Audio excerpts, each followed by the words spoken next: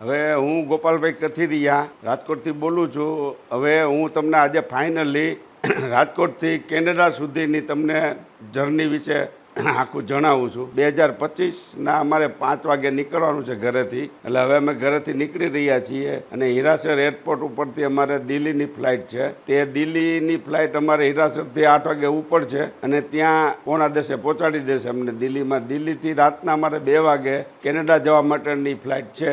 તે અમને બીજે દિવસે 11:30 ટોરન્ટો પહોંચાડી દેશે.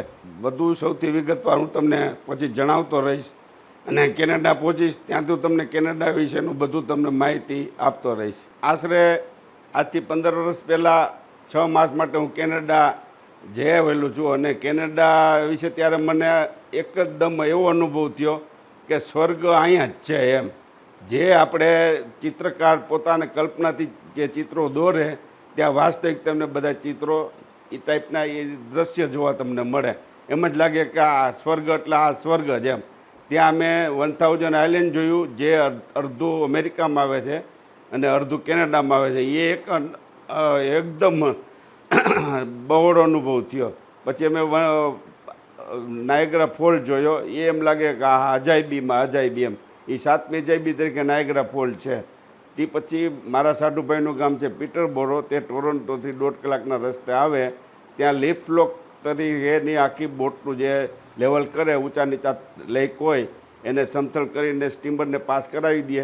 એ પણ અમે ખૂબ જોયું અને બહુ એવો આનંદ આવ્યો કે વાત જવા દે એવો આનંદ આવ્યો.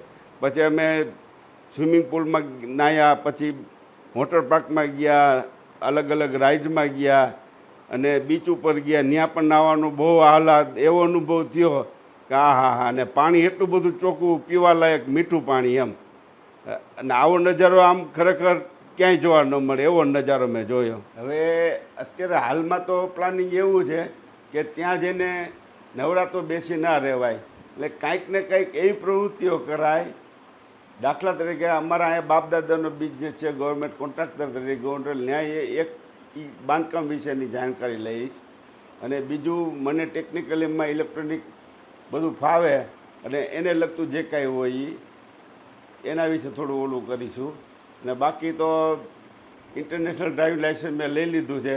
એટલે ઘરની ગાડીમાં બધે હરવા ફરવાનું અને જ્યાં જેવું લાગે ત્યાં પ્લાનિંગ કરવાનું. શું કરી શકાય એવું છે એના વિશે આપણે થોડું ચર્ચાઓ કરીને એ પ્લાનિંગ કરી નાખશું એમ. મારા જે મિત્ર વર્ગને ખાસ એ જણાવવાનું કે જ્યાં સારા એવા દ્રશ્યો મને લાગશે તેનું વિડીયો કરીને એમને મોકલતો રહીશ.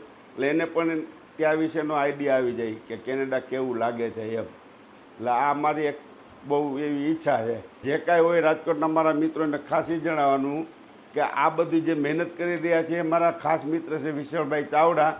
અને એમનું બધું યુટ્યુબમાં ઘણું બધું આવતું હોય છે અને એની નામણાઈ બહુ હાઈ ક્લાસ છે, સરસ મજાની. એનો સપોર્ટ મને બહુ મળ્યો છે સારો એવો આ બધું તૈયાર કરવામાં, વિડીયો ક્લિપિંગના જે કાંઈ હોય